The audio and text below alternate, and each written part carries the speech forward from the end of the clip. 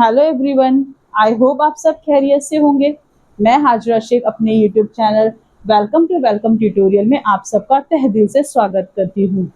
इससे पहले मैंने आप लोगों को मैक्स 2 में चैप्टर नंबर 1 का 1.1 का सारा कंसेप्ट क्लियर किया है और उसके बाद हमने 1.2 में property of angle bisector clear किया है और property of 3 parallel line last lecture का।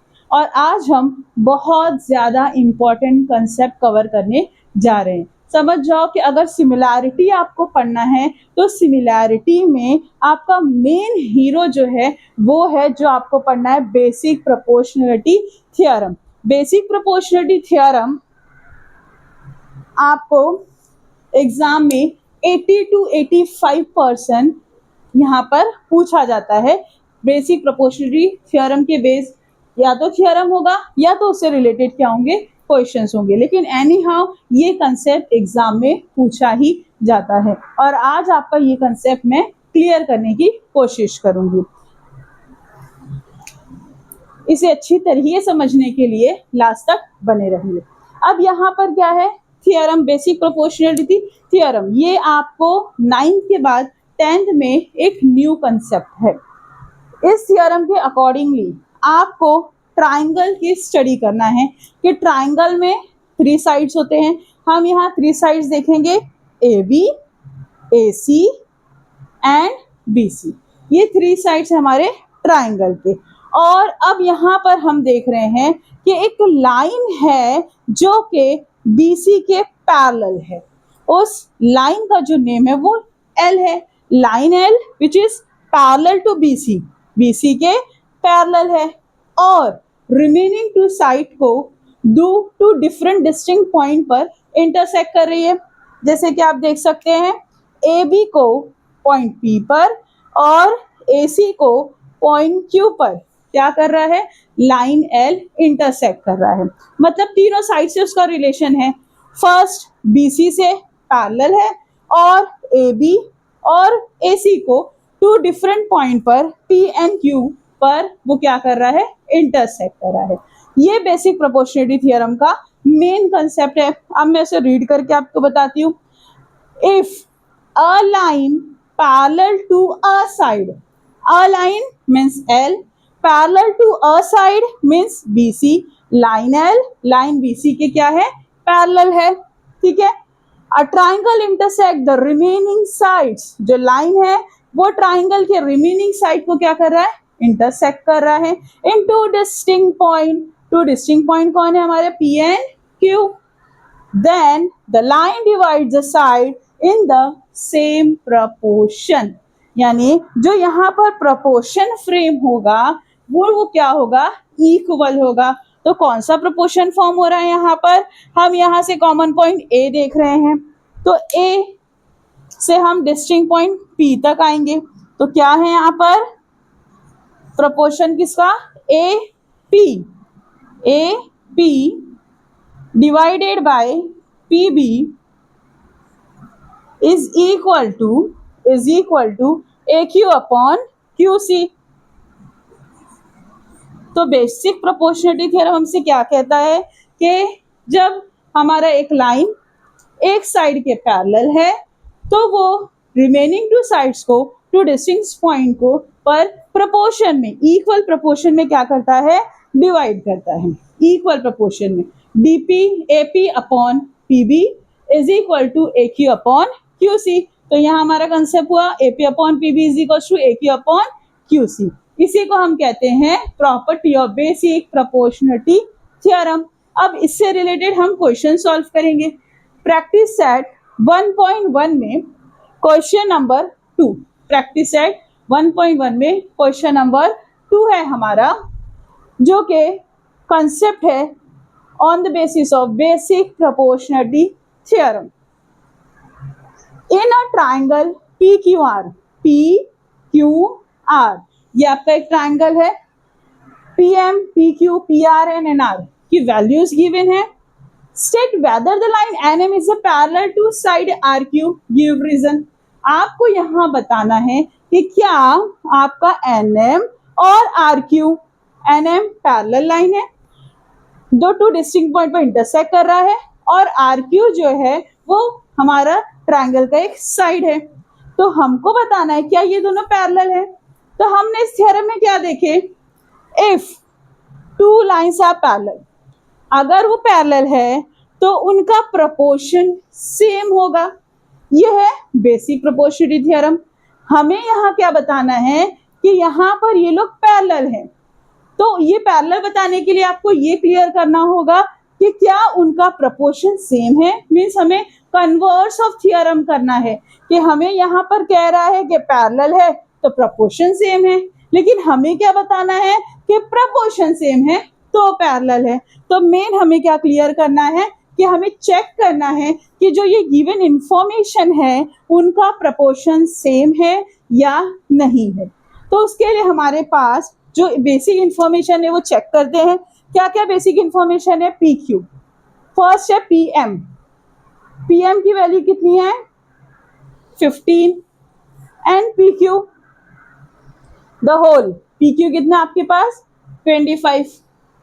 P R the whole, P R आपके पास है 20 और एन आर है कितना 8 है। ठीक है, अब हमें अगर अकॉर्डिंग टू बीपीटी से प्यार से क्या कहते हैं, बीपीटी बेसिक प्रोपोर्शनलिटी थ्योरम, तो बीपीटी के अकॉर्डिंग अगर हम देखना है तो हमें यहाँ पे प्रोपोर्शन चाहिए। तो प्रोपोर्शन में हमारे पास पी एन नहीं है, पी आर है लेकिन एन आर है लेकिन पी एन नहीं है। तो हमने जो कंसेप्ट सीखा था कोलिनियर का उसके अकॉर्डिंगली सॉल्व करेंगे।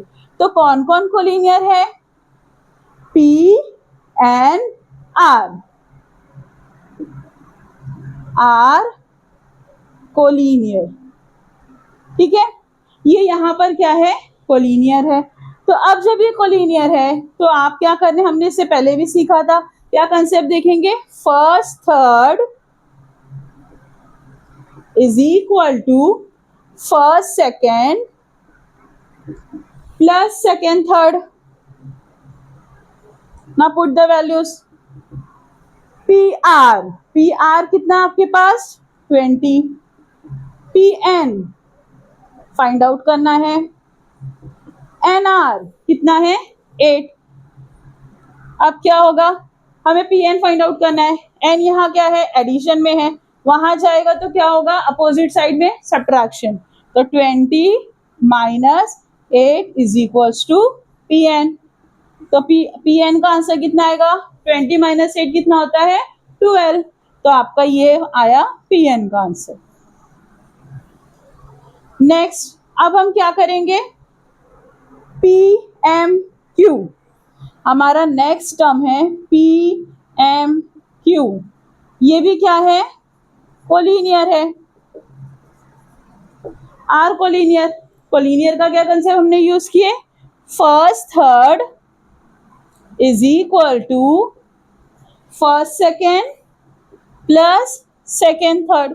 यहाँ कौन कौन सी इंफॉर्मेशन है, पी क्यू इज 25, तो आप 25 पुट करो। पी एम फाइंड आउट करना है, पी एम गिवन है सॉरी कितना है 15 और एम क्यू हमें क्या करना है फाइंड आउट करना है। तो हम क्या पे किस तरीके से करेंगे, M Q as it is यही रहेगा, 15 25 के यहाँ प्लस में है, इक्वल के साइड क्या करेगा 25 पास माइनस, तो M Q is equal to कितना हो जाएगा 10। तो अभी आपके पास पी एन और एम क्यू आ चुका है। अब हम क्या करेंगे, इसके बाद यहाँ पर प्रोपोर्शन चेक करेंगे, प्रोपोर्शन इक्वल है या नहीं इक्वल है। ओके ओके, तो अब हमने यहाँ तक देख लिया है कि हमारे ट्रायंगल पी क्यू आर में हमने देखा कि पी एन आर कोलिनियर है और उसके बेस पे हमने पी एन फाइंड आउट किया। Then P M Q collinear है, उसके बेस पर हमने एम क्यू फाइंड आउट किया।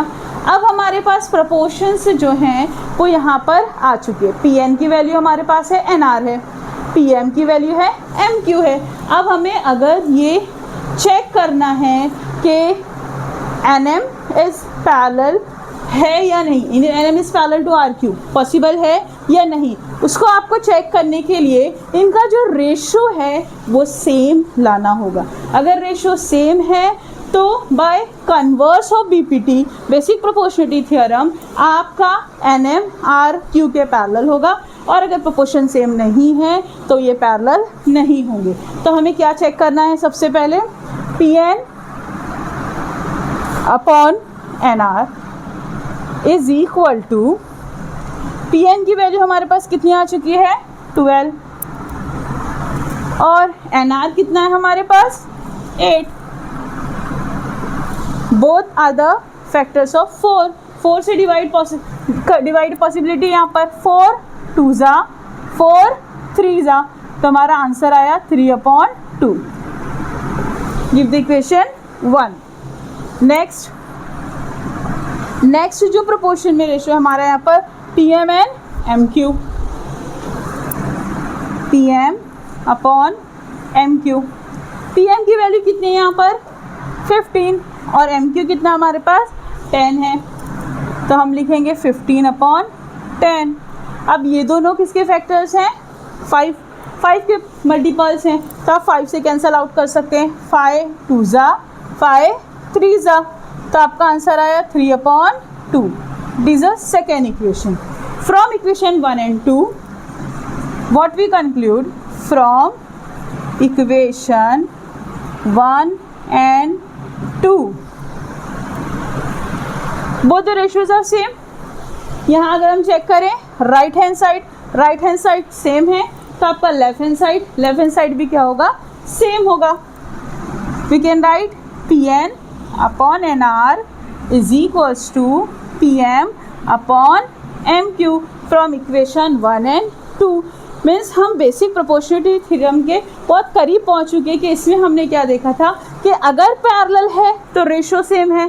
यहाँ हमने क्या प्रूफ किया कि रेशो सेम है, इसीलिए क्या होंगे ये पैरेलल होंगे। तो हम लिख सकते हैं हमारा जो क्वेश्चन था उसके accordingly state whether line NM is parallel to side R Q, तो हम लिख सकते हैं therefore line NM is parallel to side RQ।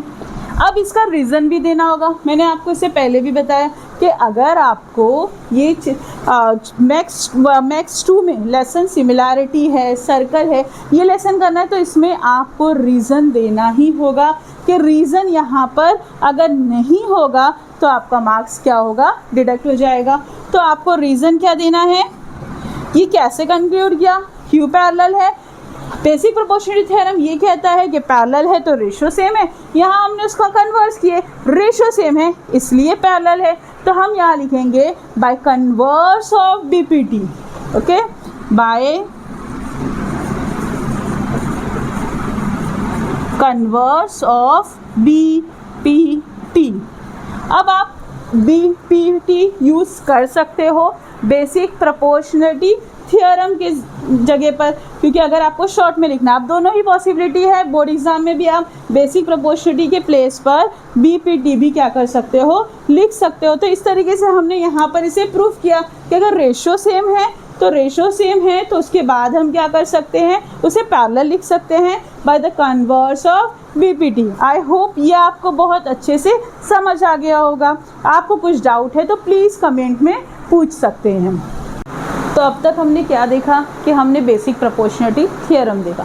Basic proportionality theorem से रिलेटेड क्वेश्चन 1.1 का हमने सॉल्व किया। उसके बाद 1.1 में एक और क्वेश्चन है, क्वेश्चन नंबर 4, जो कि बेसिक प्रोपोर्शनलिटी थ्योरम के पर ही बेस्ड है। उसमें आपको क्या करना है, फर्स्ट आपको क्वेश्चन है measure of some angles in a figure are given. आप यहाँ देख सकते हो कि आपको angle A P and Q 60 given है और ए बी सी भी 60 गिवन है। तो आपको यहाँ पर 2 इक्वल एंगल्स गिवन है और आपको कह रहा है प्रूफ करो कि A P upon P B is equal to A Q upon Q C के लिए। मतलब आपको इन दोनों को इक्वल प्रोपोर्शन को इक्वल प्रूफ करना है। तो सेम हमने जो बीपीटी में सीखा था, बीपीटी में हमने क्या सीखा था कि अगर दो लाइन यानी मीन्स ये लाइन और ये साइड अगर पैरेलल है तो उनका जो रेशो होगा वो सेम होगा, साइड्स का ये जो रेशो होगा वो सेम होगा। तो हमें भी बस यही करना है कि हमें प्रूफ करना है कि पी क्यू और बी सी क्या है, पैरेलल है। जैसे हमने इन दोनों को पैरेलल प्रूफ किया वैसे ही हम अकॉर्डिंग टू बीपीटी हम लिख देंगे कि ये दोनों रेशो भी क्या है, सेम है। तो उसके लिए आपको सबसे पहले क्या करना है, गिवन इन्फॉर्मेशन लिखना है। गिवन इन्फॉर्मेशन में in triangle A B C A P Q, A P Q कितना है आपका, ए पी क्यू 60 है, ए बी सी ये भी आपको 60 है, ये दोनों आपका गिवन इन्फॉर्मेशन है।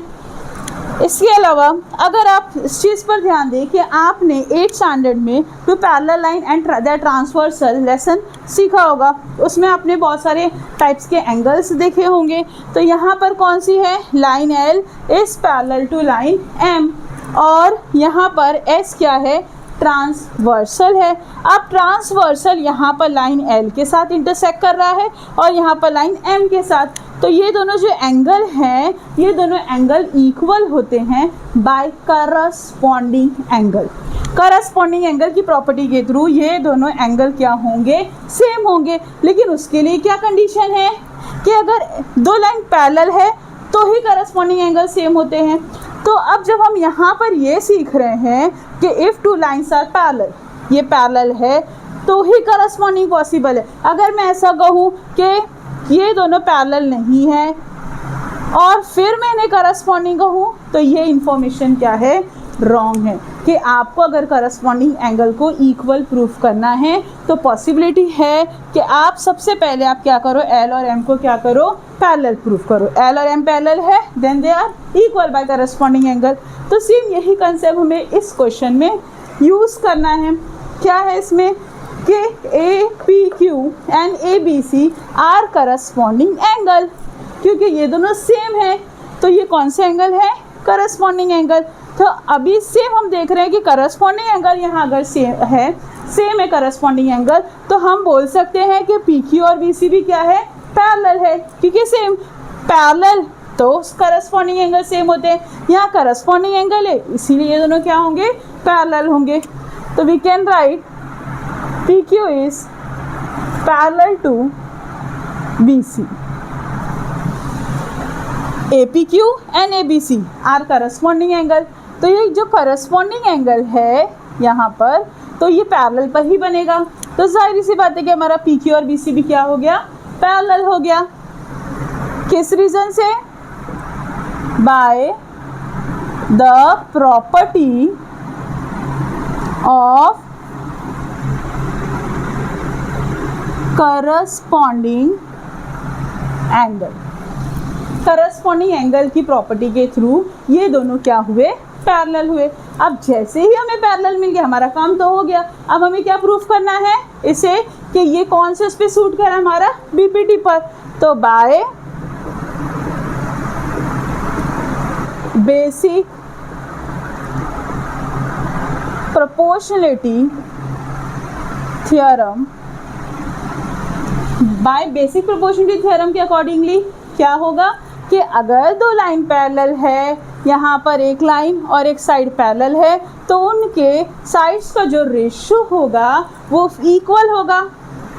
मीन्स AP अपॉन PB, यहाँ पर क्या है, AP अपॉन PB इक्वल होगा AQ अपॉन QC के। और अब हम क्या देख रहे हैं, हमें तो यही प्रूफ करना था ना कि AP upon PB is equal to AQ upon QC। तो हमारा ये क्या हो गया, यहाँ पर प्रूफ हो गया। किस तरीके से प्रूफ हुआ कि आपने देखे कि यहाँ पर गिवन इन्फॉर्मेशन में था कि दोनों यहाँ पर एंगल जो हैं वो सेम हैं, और अगर वो सेम है और देखने से दिख रहा है कि वो करस्पॉन्डिंग एंगल है तो हमने लिख दिया वो करस्पॉन्डिंग एंगल है। अब जब वो करस्पॉन्डिंग एंगल है तो करस्पॉन्डिंग एंगल तो पैरेलल लाइंस पर बनते हैं ना, तो हमारा PQ और BC क्या है, पैरेलल है। और अगर वो पैरेलल है तो हम बेसिक प्रोपोर्शनलिटी थ्योरम अप्लाई कर सकते हैं, और जब हमने उसे अप्लाई किया तो हमारा रेशो क्या हुआ, सेम आया। आई होप आपको ये बहुत अच्छे से समझ आ गया होगा। आई होप आपको बेसिक प्रोपोर्शनलिटी थ्योरम से रिलेटेड सारे कंसेप्ट क्लियर हो गए होंगे। हमने बेसिक प्रोपोर्शनलिटी थ्योरम का पूरा कंक्लूजन प्रॉपर्टीज़ ये देख लिया, उसके एप्लीकेशन के जितने भी उसके बेस पर क्वेश्चंस थे वो हमने सॉल्व कर लिए। और यहाँ पर अब आपका ये बेसिक प्रोपोर्शनलिटी आई होप अच्छे से क्लियर हो गया होगा। अगर आपको ये वीडियो अच्छी लगी हो और आपके लिए हेल्पफुल हो तो प्लीज़ आप इसे दूसरों को भी शेयर कीजिए, ताकि वो भी इससे क्या सके यूज़फुल उन लोगों के लिए भी ये हो जाए। और उसके बाद एक और काम कि आप इसे ज़्यादा से ज़्यादा शेयर करें, सब्सक्राइब करें और प्लीज़ आप अपनी दुआओं में याद रखें।